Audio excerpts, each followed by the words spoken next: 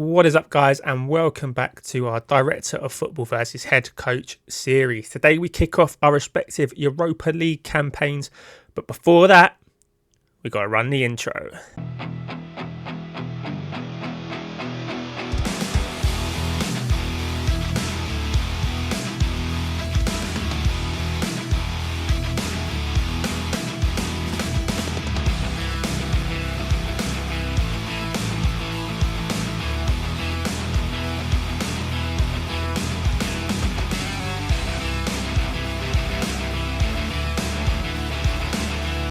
But before we get into the games, let's take a look at the groups that we've been drawn into. First off, Rui, our assistant manager, has to tackle a group that consists of Jose Mourinho's Roma, which will undoubtedly be the toughest tie in the group, as well as LASK from Austria and today's opponents who we kick things off against in Lugano, who play in the Swiss League. Thankfully, no massive distances to travel in this group, which we should definitely be qualifying from, and it should be the results against Roma, who have the likes of Lukaku, Dybala and Tammy Abraham amongst their attacking options, that decide who wins the group and who goes through in second place.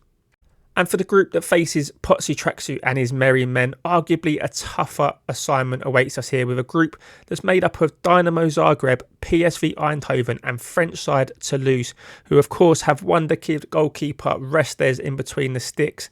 PSV, probably the best side in this group and both attacking options of the likes of Lozano and Bakayoko on the wings, but I think qualifying from this group will be a much harder challenge and some very difficult away days await us in the future. But before we get into the games today, both sides have played one game in between episodes against very tricky opposition and with varying degrees of success. Rui Aguas had the unenviable task of taking his team to Old Trafford, where a James Milner penalty cancelled out Bruno Fernandes' opener to give us a point, which based on the stats, we probably didn't deserve. A head-on possession, but only 2 shots on target, including that penalty, meant that Jason Steele was unlucky not to be man of the match with 8 saves made in the game, a result which leaves us down in 11th, 7 points from 5 games, but only 3 points behind 4th, with plenty of football to be played. And as head coach, we went to Stamford Bridge, and a similar level of performance saw us get battered off the pitch by Chelsea, 3-1 in the end, but we were lucky to even get one, with James Milner capitalising on a loose ball in the box to give us hope of a comeback, hope which was soon squashed by an 85th minute Nicholas Jackson header, which leaves us 8th place in the league with 1 more point than Rui's men and 3 points off second, albeit with a massive swing needed in goal difference if that was to be the case. And now it's time to get to the action, starting with Rui's men hosting Lugano, which of course means going on holiday for a day, leaving it in the hands of Watchalong, who's going to attend the game for us. Teams are warming up. Here we go. We're in our director's box again. Here's the match preview. This is the team. He's going to go with Ansu Fati up front. Still none of our signings in the starting 11. Milenkovic on the bench. Gorna DOF on the bench. Dewsbury Hall on the bench. Harvey Elliott and Nonto on the bench. Will any of them get on in this game? I thought he would have rotated more for a Europa League game. But hey ho. I guess he'll live and die on his own sword. He has got Ansu Fati though, making his second appearance for Brighton. Get out off the screen, Veltman. And it has not started in the best possible manner. Here we go. We finally have a highlight. It's lumped forward and eventually finds its way to Matoma. He finds Webster to Pascal Gross, onto Veltman, Solly March. Patient stuff here. Milner into Lallana, can turn. He finds Solly March. Solly March is in the box. He takes a touch. Oh, and it's cleared off the line. And it didn't quite fall for Ansu Fati. And the Brighton fans and me will feel that they should be 1-0 up. After that, Milner intercepts the pass though. Pascal Gross out to Matoma. He's got space to run into the box, and Matoma has found the bottom corner. He's made it 1-0. Deservedly so. You have to win your home games in this group. Well, we should be winning home and away to Lugano and LASK, I would have thought. And if we can pick up 3 or 4 points against Roma, then I think, well, 4 would definitely be enough to win the group if we win the other games. But yeah, minimum of 3. Hopefully we can turn them over at the Amex and keep 100% record in the other games. No, it's only 37 gone, but he hasn't made any changes yet. Here comes Adam Webster though to Pascal Gross. That's short, and now Stefan is in far too easily. He's free, and he should have equalised there. We are very lucky not to be going into half-time level. Here is, I mean, we transformed to the other side of the stadium there. That made it very difficult to tell whether it was a highlight that was us attacking or defending. As it turns out, we are defending. They've got all the way. Stefan is in again, and again should have scored. This time Jason Steele tipped it over the bar, and it stays 1-0, but a corner to defend here, and Steele comes out and gets it. I think Rui needs to address this right back position. He's playing as a fullback, so I don't know why he's getting so far caught up the pitch and allowing Stefan all that space in behind, but that has been a big area for Lujano as Veltman tries to get himself on the end of a corner and proved potentially he's a better attacking threat than he is defending. Apologies if the recording does seem jumpy. I am suffering with a bit of a cold, and I'm trying to edit out any parts where I might cough, sneeze, or my voice might disappear. Luckily though, this Brighton team aren't giving me a massive amount to talk about. 75 gone. Still no changes in this team. What's he doing? What is he doing? He's just running the boys into the ground in a Europa League game that we should be fairly comfortable. Evan Ferguson and Billy Gilmore then on the pitch. Lallana goes to the attacking midfield role. Where was he there before? He might have been there before. Webster. We've got a highlight now. So Veltman. Ansu Fati on the right. Into Lallana. There's Lallana. He's hit the post. Evan Ferguson. Oh, surely he was tripped up. The referee doesn't think so. And now Lujano looks to counter, but it's a tackle from Billy Gilmore there that breaks that up. And yeah, he's only made the 2 changes. Estupiñán's got a throw in to Matoma. Matoma, Gross, back to Matoma, back to Gross. Gilmore looking for Veltman. It's short, but Pascal Gross picks up the loose ball, but can only smash it over the bar. And that is quite a lucky 1-0 win for us, really. Not using any of the new signings. Even De Zerbi's signings in Igor couldn't get on the pitch. What is Rui playing at? A win, though. Let's see how the other game finished in our group. LASK actually beat Roma 2-1. Lukaku put them in the lead, but Balic and Moses Usor getting the win for LASK and putting the cat amongst the pigeons in our group. As we head over to Potsy Tracksuit to see if he can have a better game of it against Toulouse. I'm going to go away from the defensive formation. We're going to go on the attack with a 4-3-3. Regista? I don't think so, mate. Defensive midfielder on defend, maybe. Just trying to mix things up. After the Chelsea game, I thought the 3 at the back formation here is just a bit negative. So if we go for this version, we're at home. We need to win. I found the attacking mentality works slightly better in this year's FM. Again, no new signings in the starting 11. Pascal Struijk, I had to leave him out of the group, of the registration. He's not happy about it, but yeah, with so many players on the books, the likes of him, Buonanotte, just had to miss out. They both have come and complained to me, so there's a chance that our squad dynamics might be in the mud. But Oscar Gill gets himself a spot on the bench. Probably could have left him out of the registration for one of them, in fairness. But we did promise Struijk that we'd register him at the earliest possible opportunity, so maybe Gill slips out at that point. And this is the Toulouse side. I mentioned Restes earlier. He is in goal. They've got Delinga up front, who I think was quite a threat in last year's FM. But let's try and cause them some threats of our own. Going to maybe start some encouragement. Here's Solly March. He loses out. Oh, this is a funky looking kit. I'm not quite a fan of this kit, I don't think. It's a away kit for Brighton. But Toma, who scored for Rui's side, looking to be a threat. He's burst into the box. He's beaten man, Ansu Fati. And Ansu Fati has got his first goal for this version of Brighton. Gets a start up front ahead of Evan Ferguson. It's probably not going to be the long-term plan. But yeah, slight rotation. I think Danny Welbeck actually played against Chelsea as well. But it's Ansu Fati, the main man. He's brought in to be our star boy.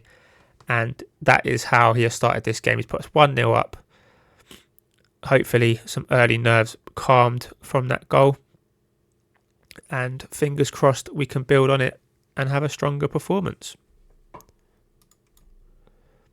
As we approach we're just past the halfway point in the first half. That's still the only highlight that we've seen.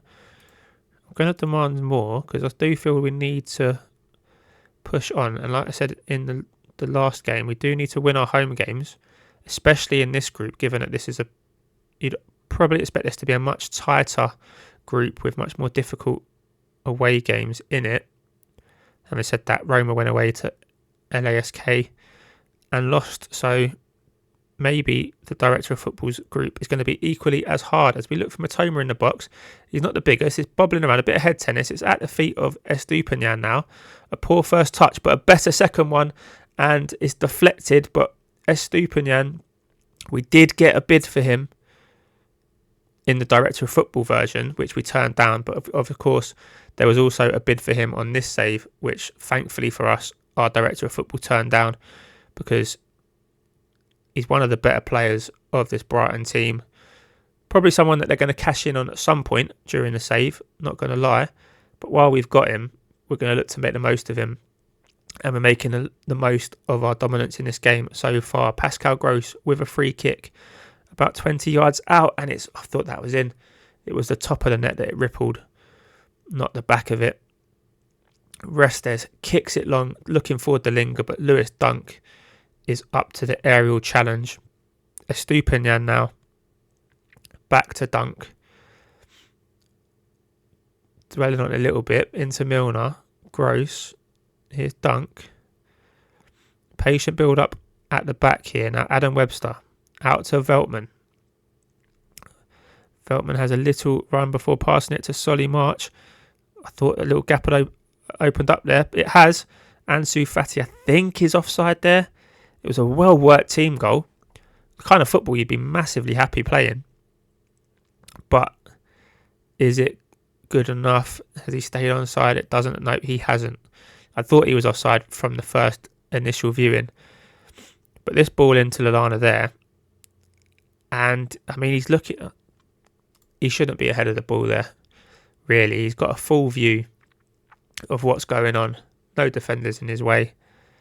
But such is life. We have one more highlight before half-time then. Again, it's going to be some patient build-up from the back with Lewis Dunk.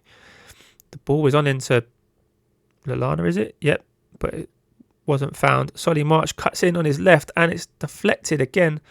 And on the verge of half-time, we have made it 3-0. This is much more going to the script of how you'd want your Europa League games to go.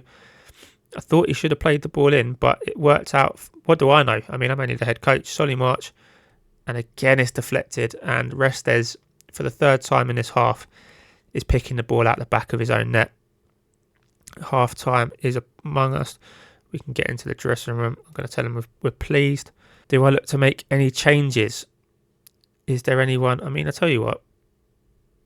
The midfield not really doing what we want from them.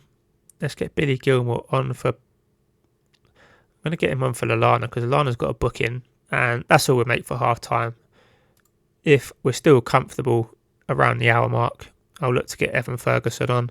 I'll look to even get some of the new signings on just to keep squad morale happy, as they say. But here come to lose. Solly March is intercepted though. He's having a great game on the right-hand side as he gives the ball away. Commentator's curse. But he's going to get another chance to do something here and he's giving the ball away again. Spoiler alert, in 5 minutes, Solly March is coming off for João Pedro. Here comes Jonro out to Donham. Estupiñán does well to dispossess him.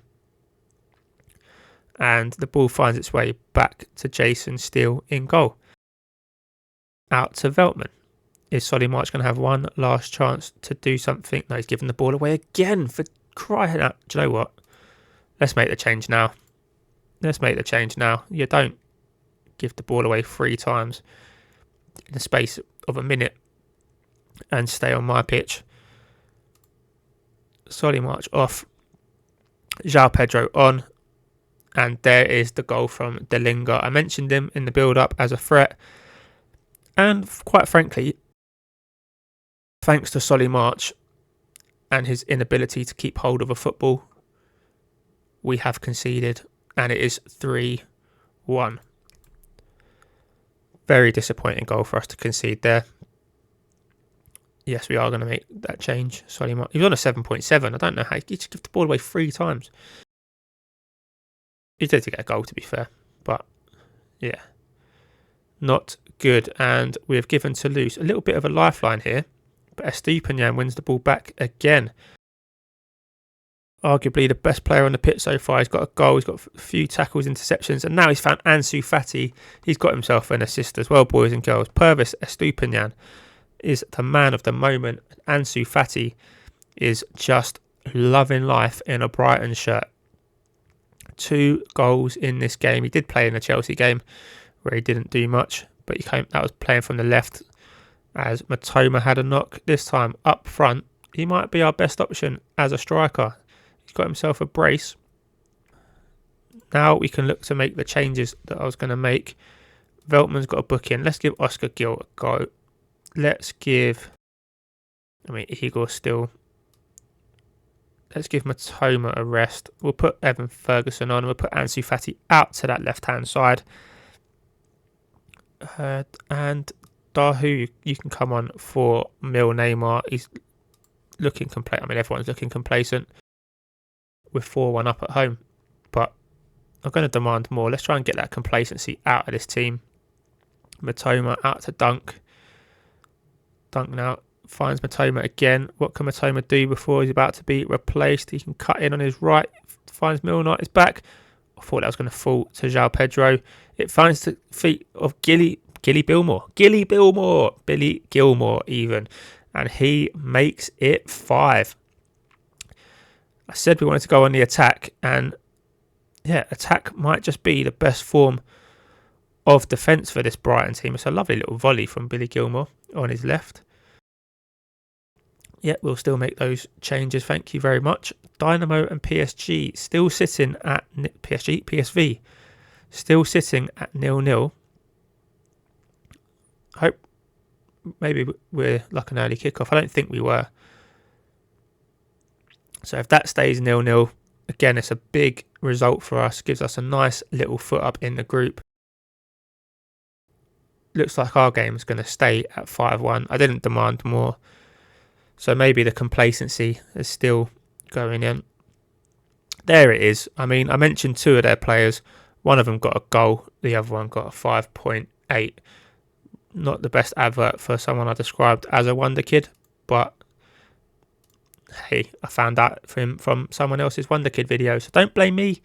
I'm not going to name them because they make great content. And I love it.